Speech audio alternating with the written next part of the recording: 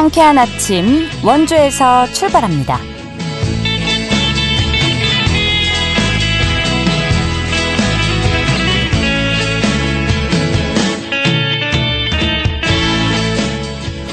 여러분 안녕하십니까? 7월 25일 금요일 KBS 원주방송국에서 보내드리는 상쾌한 아침 원주에서 출발합니다.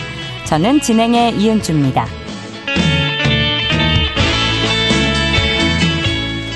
폭염 속에 열대야가 이어지고 있는 가운데 오늘도 무덥겠습니다. 아침 최저기온 21도에서 24도로 출발해 한낮에 35도 예상되는데요.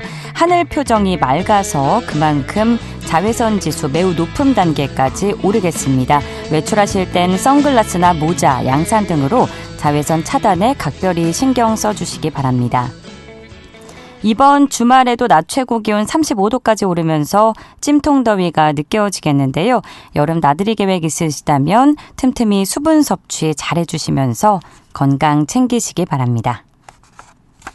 오늘 준비한 소식입니다.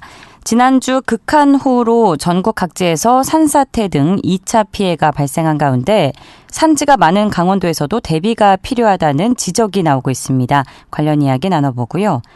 상지대학교 태권도 시범단이 제18회 세계 태권도 문화엑스포 시범경연대회에서 동상을 수상했습니다. 리포터 현장에서 전해드립니다.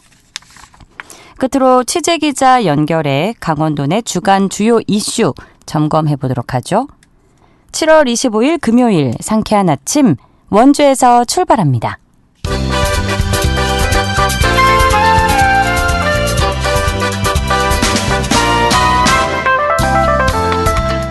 오늘의 뉴스입니다. 한국은행 강원본부가 발표한 강원 지역 소비자 동향 조사 결과를 보면 이달 강원 소비자 심리지수는 107.5포인트로 전달보다 0.6포인트 하락했습니다. 이는 향후 가계 수입 전망 등에서 부정적인 응답이 늘었기 때문으로 보입니다. 특히 생활형 편 전망과 향후 경기 전망이 6월보다 각각 1포인트와 2포인트 하락해 재정 상황에 대한 인식이 부정적인 것으로 조사됐습니다.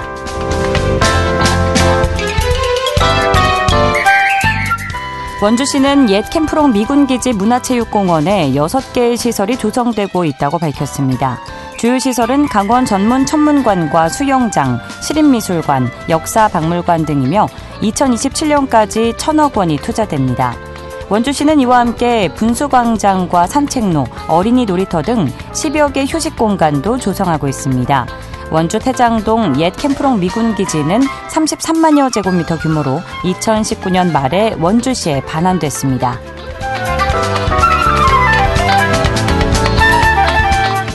평창군이 진부면 체육공원에 조성한 장난감 도서관의 시범 운영을 시작했습니다. 시범 운영 기간은 이번 주부터 이달 말까지인데요.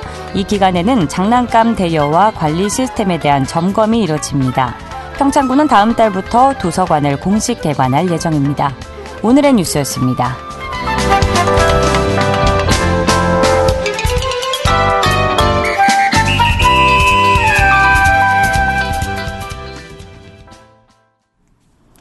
상쾌한 아침 원주에서 출발합니다. 함께하고 계십니다.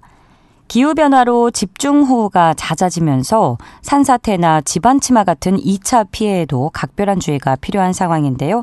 특히 산지가 많은 강원도는 지형적 특성상 더욱 세심한 대비가 필요합니다. 극한호우 뒤에 발생할 수 있는 재해의 원인과 대응 방법에 대해서 살펴보도록 하죠.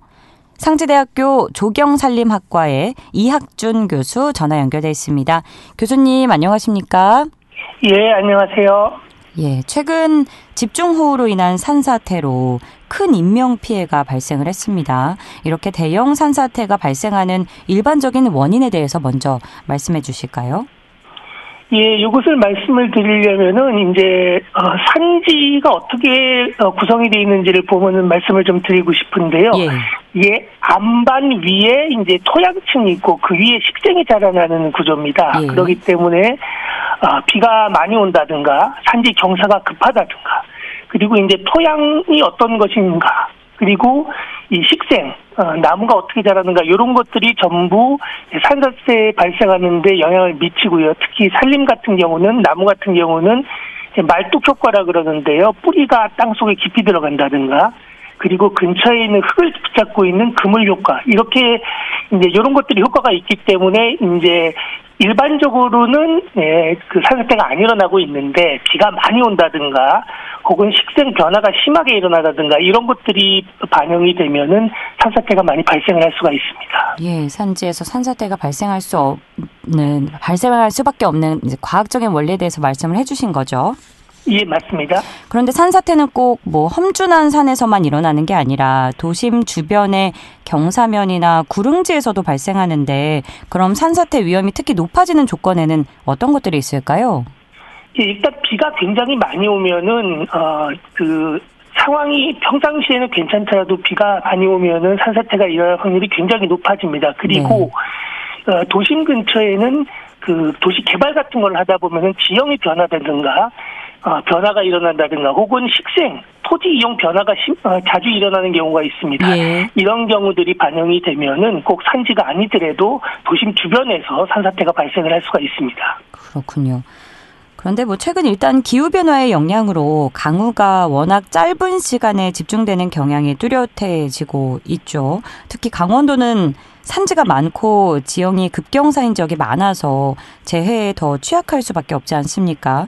이런 조건을 고려했을 때 강원도에서는 어떤 형태의 재해 위험이 특히 높다고 보고 계신가요? 예, 일단 산사태가 가장 높다고 보고요. 우리나라 통계를 보면은 경상북도에 이어서 두 번째로 산사태 피해가 많습니다. 예, 그리고 북락이라고 그래갖고 이제 산 쪽 위쪽에서 돌이나 이런 것들이 떨어지는 것들. 네. 그리고 그 봄철에 이제 산불 피해가 많은데요. 예, 산지 경사라든가 우리 강원도는 특히 침엽수가 많기 때문에 이런 부분들이 산불 피해에 또 취약하다고 볼 수 있습니다. 네, 산사태, 분막, 산불 얘기해 주셨는데 이번에 산사태 피해를 입은 경남 산청의 경우에 지난 봄에 대형 산불이 발생했던 지역이기도 하죠.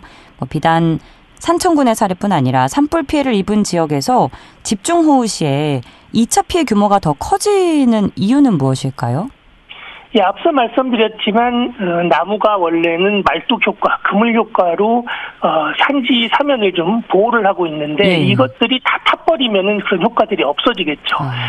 그리고 산불 뒤에는 토양이 이제 보통 유기물이나 낙엽 같은 것으로 이렇게 보호가 돼 있는데 이게 다 타가지고 재로 변하고 이게 이제 바람이나 비가 오면 다 쓸려 내려가기 때문에 비가 조금만 와도 그 토양 침식이라든가 산사태 발생이 용이해집니다. 그렇기 때문에 2차 피해가 더 커진다고 볼 수 있습니다. 어쩔 수 없는 불가피한 경우인 것 같은데 앞서 강원 지역이 산사태 위험 지역으로 봤을 때 전국적으로 2위 정도라고 말씀을 주셨나요? 예, 맞습니다. 그럼 현재 우리나라에서 어떤 기술적 방법이나 제도적 대응 체계를 통해서 이런 위험 지역을 파악하고 있는지도 설명해 주시죠. 예, 우리나라 산사태에 관해서는 산림청, 특히 이제 국립산림과학원에서 굉장히 많은 노력을 들이고 있는데요. 예. 산사태 정보 시스템이라고 있습니다. 여기 이제 산림청에서 이제 관리를 하는데요. 여기 들어가 보시면은 산사태 예측, 실시간 위험도, 예보 발령, 대피소까지 전부 다 나와 있습니다. 그렇기 때문에 통합적으로 여기서 관리를 하고 있고요. 그리고 이제 산사태가 어디가 위험한지는 산사태 취약 지역을 따로 지정을 합니다. 산림보호법에 따라서 지정을 하는데요. 예, 이런 것들이 제도적 대응이 되겠고요. 그리고 올해 1월에 제정을 했고 내년 2월부터 이제 시행을 하는 산림재난방지법이라고 이제 새로 제정이 되었습니다. 예, 이런 것들이 전부 우리나라 산사태 관련해 가지고 대응을 하는 그런 노력들이 되겠습니다. 산사태 취약 지역은 관련 기관의 인력들이 주기적으로 방문을 해서 점검을 하나요? 아니요, 요거는 1년에 상반기, 하반기 두 번에 걸쳐서 지정을 하기도 하고 해제를 하기도 합니다. 가서 이제 상황을 보고요. 예, 상황도 보고 요거는 용역을 주어서 조사를 시킨 다음에 이제 그것을 갖다가 전부 모여서 다시 확인을 해서 지정을 하거나 해제하거나 이런 절차를 거치게 됩니다. 그렇군요. 이번 집중호우와 산사태의 상황을 통해서 산림 관리 측면에서 새롭게 고민해 볼 지점이 분명히 생겼을 것 같은데요. 앞으로 산림재해 예방을 위해서 보완하거나 강화할 필요가 있는 부분이 있다면 어떤 점일까요? 예, 우리나라 산림사태 관련 기술적 방법이나 체계는 굉장히 높은 단계라고 생각이 됩니다. 예. 단 급격한 식생 및 지형 변화를 일으키는 산림 관리, 특히 이제 벌목, 임도 등에 대해서는 조금 조심할 필요가 있다고 보여지고요. 여기에 이제 사면 안정성 등을 조금 더 고려하는 것들이 필요하지 않을까 이렇게 생각이 됩니다. 그러면 혹시 앞으로 우리가 좀 참고하면 좋을 만한 국내외 사례가 있다면 소개를 좀 해주실까요? 예, 일단 그 미국 그 사례를 보면요, 미국 산불 피해 같은 경우는 진화, 복구, 복원 이렇게 세 단계로 나뉘는데요. 예, 요것을 이제 미국 산불 피해지 응급 사방이라 그래서 복구는 요 부분에서 담당을 합니다. 그래서 미국 산불 같은 경우는 국가 다부처 산불 센터에서 이제 총괄 관리를 하고 있고요. 예, 그리고 미국 산사태 대응은 이제 연방재난관리청이라고 연방 정부에서 하고, 그다음에 주 지자체에서는 자체 재난 대응 계획을 또 수립해서 진행을 하고 있습니다. 일본은 우리나라와 굉장히 비슷한 시스템으로 조기 경보 시스템, 실시간 위험 지도, 그다음에 뭐 복구 구조 이런 시스템으로 지금 진행을 하고 있는 것으로 알고 있습니다. 일본의 경우는 그럼 우리나라와 비슷한 시스템인 거고, 미국의 경우가 좀 관리 체계를 저희가 참고해 볼 만한 사례가 되겠네요. 미국은 워낙 뭐 땅도 넓고 크고 자연재해가 발생하면 규모가 남다르게 발생하니까 그만큼 또 관리를 하고 있는 거겠죠. 예, 맞습니다. 예. 산림 주변에 거주하는 주민들은 참 불안함이 클 것 같습니다. 또 관련 종사자들이 앞으로 집중호우 이후에 반드시 점검하거나 조심해야 할 부분이 있다면 두루두루 말씀을 해주실까요? 예, 일단 그 집중호우가 발생을 하면은 이런 그 점검을 하거나 이럴 수가 없습니다. 그렇기 때문에 그 보통 평상시 상황에 그 점검을 해야 되는데요. 이제 집중호우 때문에 일어난 지역에 사면 계류 등이 불안정하게 되어 있을 수 있습니다. 그래서 이 지역에 다시 집중호우가 재발을 하면은 추가 피해가 일어날 수 있습니다. 그렇기 때문에 산지, 경사지, 계류 등을 확인 및 점검하는 것이 필요하고요. 특히 거주민 거주지 인근의 석축, 옹벽 등 사면 안전 구조물을 다시 한번 점검하는 것이 필요하다고 보여집니다. 예, 사후 관리는 사실 이미 늦은 거고 상시 관리가 중요하다는 말씀이신 것 같은데, 주민들 입장에서는 전문가들이 아니지 않습니까? 그러면 이제 산의 경사가 너무 가파르다, 뭐 이런 경우에 산림청으로 전화해서 뭐 얘기를 하면 되는 건가요? 산림청에서 직접 하기보다는 지자체에 연결을 해서 지자체에 확인을 부탁드리는 것이 좋을 것 같습니다. 네, 또 옹벽을 확인해야 된다고 말씀 주셨죠? 예, 특히 거주지, 이제 인가나 그 건축물 뒤에 있는 부분들을 특히, 왜냐면은 그 아무도 살지 않는 지역에 산사태 피해 나는 것은 인명피해는 없지 않습니까? 예, 인명피해가 제일 중요한데요. 그런데 그렇죠. 예, 사시는 지역 뒤쪽이나 이런 부분이 이제 문제가 발생을 하면은 인명피해로 이어질 수 있으니까 특히 조심하는 것이 중요하다고 보여집니다. 예, 알겠습니다. 우리 청취자 여러분 염두에 두시면 좋겠고요. 재해는 언제 어디서든 일어날 수 있는 만큼 우리가 평소에 경각심을 갖고 미리 점검하는 일이 중요하겠죠. 관리 주체인 지자체와 관련 부처는 물론이고요. 시민 모두가 함께 주의를 기울여 주시길 당부드립니다. 자, 오늘 말씀 고맙습니다. 예, 감사합니다. 지금까지 상지대학교 조경산림학과 이학준 교수였습니다.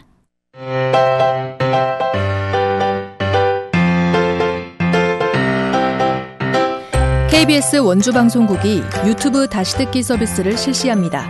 매일 아침 강원 영서남부권의 뉴스와 정보를 전해드리는 상쾌한 아침 원주에서 출발합니다는 KBS 원주라디오 유튜브 채널을 통해 다시 들을 수 있습니다.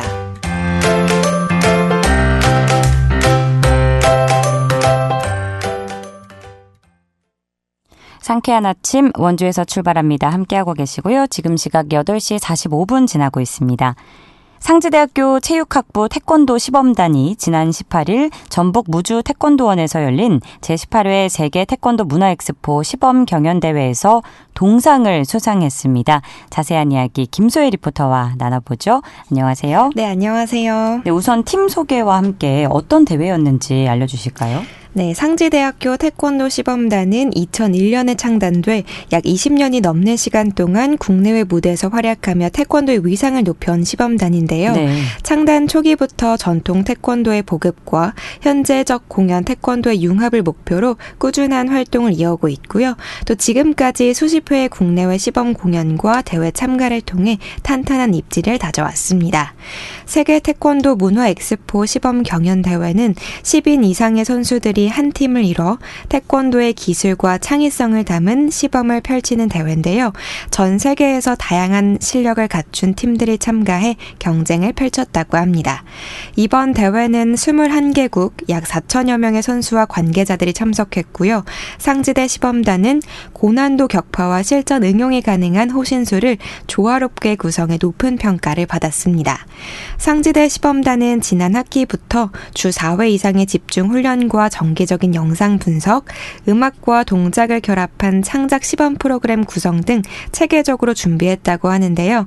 대회에 출전하는 구성원 각각의 역할을 명확히 설정하고 기술 격파, 단체 안무 등을 조화롭게 구성해 통일성과 연출성을 강조했다고 합니다. 더 자세한 이야기 배상민 감독님에게 들어봤습니다.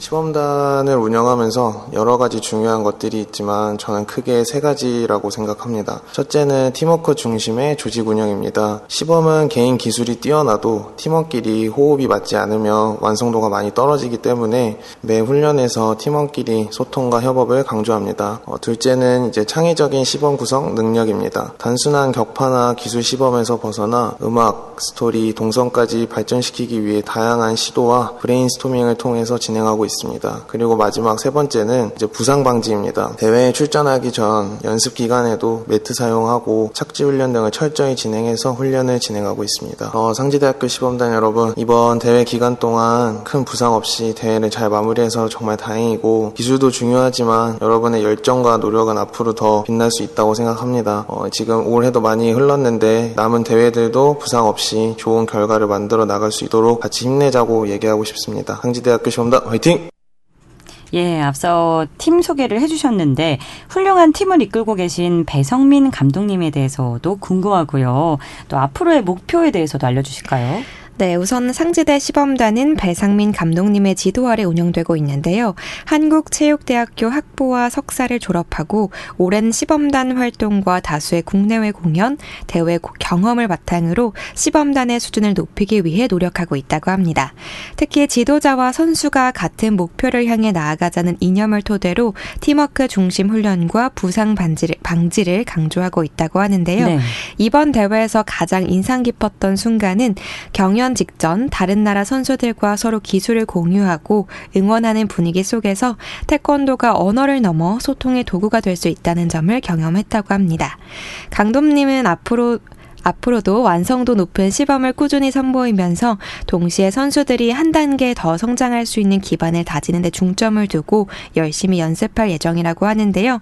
또 다음 주에 있을 대통령기 대회, 9월에 있을 댄싱 카니발을 목표로 단순한 격파 시범이 아니라 관객이 공감할 수 있는 시범을 보여줄 계획이라고 전했습니다. 마지막으로 이번 대회에 참가한 선수들의 이야기 들어보겠습니다. 저희가 일단 같은 팀이긴 하지만 각각의 성격과 스타일이 다 다르기 때문에 한 팀처럼 똘똘 뭉치는 게 제일 큰 목표이자 가장 힘들었던 것 같습니다. 그 감독님, 코치님과 단원들이 한마음으로 대회를 위해서 열심히 준비했고, 높은 기술력은 물론이고 단체 동작이나 호신술에 대한 그 작은 디테일들까지 밤낮 가리지 않으면서 늦은 시간까지 맞추려고 노력했습니다. 전국 1등 팀이 되고 싶은 건 당연한 것 같은데, 결과보다는 지금처럼 단원들과 땀 흘리면서 열심히 준비하면서 과정이 먼저 빛나는 팀이 되었으면 좋겠습니다. 이번 대회에는 특별히 많은 외국인분들이 참여하는 모습을 볼 수 있었습니다. 그런데 저희는 경기를 하면서 경쟁에 갇혀서 항상 다른 팀들을 경쟁 상대로만 보고 경기에 임했던 것 같은데, 이번 세계 태권도 문화 엑스포 대회에서는 많은 태권도인분들이 모든 팀을 응원해주고 호응해주는 모습이 이게 진정한 태권도의 가치가 아닌가라는 생각을 들었습니다. 앞으로도 많은 분들 앞에서 태권도 시범을 보이며 태권도가 얼마나 위대한 가치를 지니고 있는지, 얼마나 대단한 저희 나라의 국기인지 알리는 일에 기여할 수 있는 시범을 준비하고 선보이고 싶습니다. 네, 배성민 감독을 축으로 상지대 시범단이 이번 대회에 좋은 성적을 거둔 만큼 앞으로 있을 대회에서도 선수들이 부상 없이 좋은 성과를 이루기를 저도 응원하겠습니다. 오늘도 알찬 소식 고맙습니다. 김소혜 리포터였습니다. 네, 감사합니다.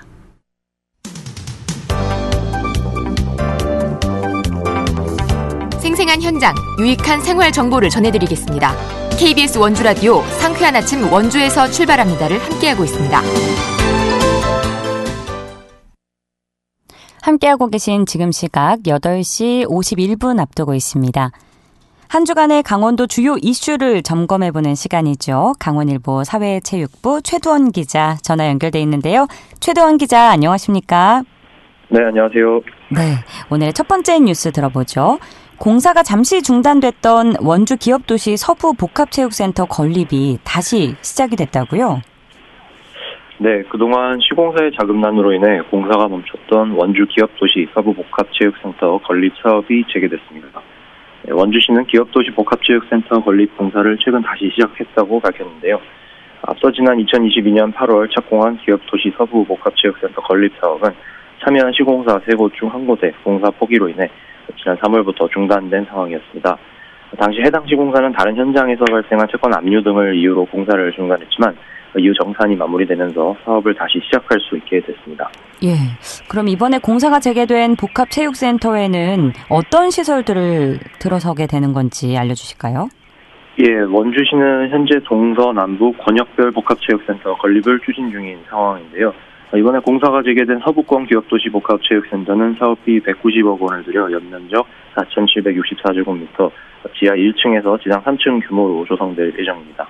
이곳 센터에는 인근 주민들의 여가 활동과 돌봄 기능을 함께 제공하는 복합 공간을 위해 올해인 25m 길이의 수영장과 다목적 체육관, 공동 육아 나눔터, 다한빛 돌봄센터 등을 갖추게 됩니다.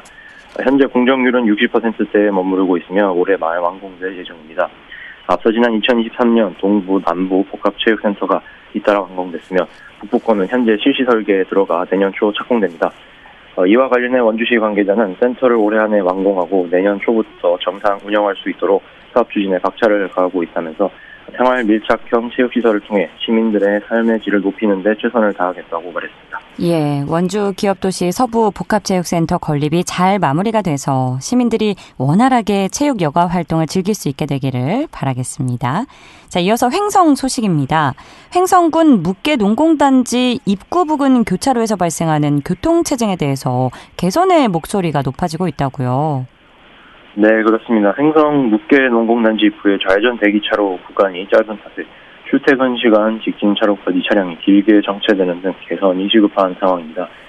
국도 5호선 횡성읍 묵계 농공단지 입구 교차로는 승용차 5대 정도 정차할 수 있을 정도의 좌회전 대기차로가 설치되어 있습니다. 하지만 출퇴근 시간대에는 해당 교차로를 통해 농공단지로 진출입하는 차량들이 늘어남에 따라 교통체증이 심각해져 운전자들이 불편을 겪고 있습니다. 게다가 화물 트럭과 버스 등 대형 차량이 정차할 경우에는 지정된 차로에 겨우 2대 정도만이 대기할 수 있어 좌회전하려는 차량을 충분히 소화하지 못하고 있는 실정입니다. 사정이 이렇다 보니 좌회전 차로에 들어서지 못한 차량들이 주행차로인 1차선까지 길게 정차하면서 직진 차량들이 주행 도중 무리하게 감속하거나 급히 차선을 변경하는 등 아찔한 장면이 자주 연출되고 있습니다. 그렇군요. 농공단지 근로자들이 많은 불편을 호소할 것 같은데 이들의 입장은 어떤 상황인가요? 네, 공단 17개 입주기업 850여 명의 근로자들은 개선책 마련을 꾸준히 요구하고 있습니다.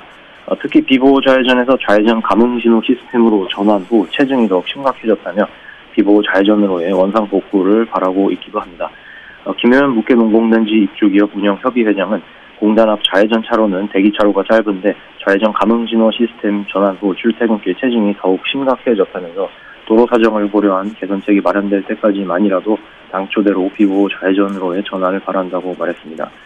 이에 대해 횡성군 관계자는 좌회전 대기차로가 짧아 교통량을 소화하지 못하고 있는 상황이라며 유관기관과 현장 점검 후 통행량과 도로 여건, 안전성 등 여러 요인을 고려해 중장기적인 개선 방안을 적극 검토하겠다고 말했습니다.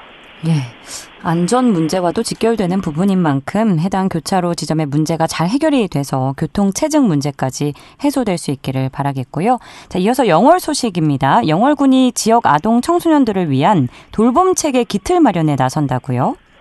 네, 영월군이 다함께 돌봄센터 1개소와 지역 아동센터 11개소 등을 중심으로 방학 중 돌봄 공백 해소를 위한 방학 후 돌봄 및 서비스 강화에 나선다고 밝혔습니다. 이에 따라 올해 지역 아동센터에서는 평일 오후 9시까지 야간 돌봄을 확대 운영하고 돌봄 서비스의 질 향상을 위해 센터별로 1,300만 원의 프로그램 운영비도 추가 지원합니다. 센터 야간 돌봄은 하루 평균 199명 이용, 누적 이용 인원은 7,400여 명에 달합니다. 맞벌이 가정 육아와 경제비용 부담 경감에 도움이 되고 있어 이용자 설문조사 결과 93%의 높은 만족도를 보이고 있기도 합니다. 네, 이뿐만 아니라 아동센터의 시설 환경도 개선될 예정이라고요? 네, 그렇습니다. 국립아동센터의 경우 데크 교체와 운동장 정비, 사무실, 식당 전축, 화장실 보수, 테라스 시공 등 시설 환경 개선도 병행 중입니다. 시멘트 산업 사회공헌기금 1억 원을 활용해 영월, 신천, 사랑, 흥, 나무 공부방 등의 시립 아동센터 환경도 개선됩니다. 또 영월군 지역사회보장협의체 등 민간 단체와의 협력을 바탕으로 안전성과 기능성을 갖춘 책임있는 양육을 위한 지속가능한 맞춤형 돌봄체계 구축에도 나설 계획입니다. 네, 끝으로 평창 소식까지 들어보겠습니다. 도시민들의 성공적인 귀농 귀촌을 유도하기 위해서 시행한 평창에서 살아보기 프로그램이 대성공을 거뒀다고요? 네, 평창군이 강원에서 살아보기 프로그램의 일환으로 추진한 평창에서 살아보기 프로그램이 도시민들의 높은 관심 속에 대성공을 거뒀습니다. 강원에서 살아보기는 귀농과 귀촌을 희망하는 도시민들이 농촌에서 일정 기간 거주하며 농촌 생활을 직접 경험하고 주민과 교류하는 프로그램입니다. 이번 평창 프로그램에 참여한 7명은 황토 구들마을 농촌체험 휴양마을에서 임시 거주하며 마을 탐방을 비롯해 주민과의 교류 활동, 감자, 경작 등 다양한 농촌 활동을 경험했습니다. 특히 이번 참가자들은 프로그램을 통해 평창 농촌의 매력에 빠지며 7명 전원이 평창에 거주할 주택을 마련하는 등 귀농 귀촌을 결심해 본격적인 준비에 나섰습니다. 예, 오늘도 지역별로 알찬 소식 고맙습니다. 네, 감사합니다. 지금까지 강원일보 사회체육부 최두원 기자였습니다. 7월 25일 금요일에 전해드린 상쾌한 아침 원주에서 출발합니다. 오늘 순서는 여기까지입니다. 저는 돌아오는 월요일 아침 8시 30분에 변함없이 찾아오겠습니다. 지금까지 기술 조원재, 구성 황진영, 진행의 이은주였습니다. 여러분, 좋은 하루 즐거운 주말 보내세요.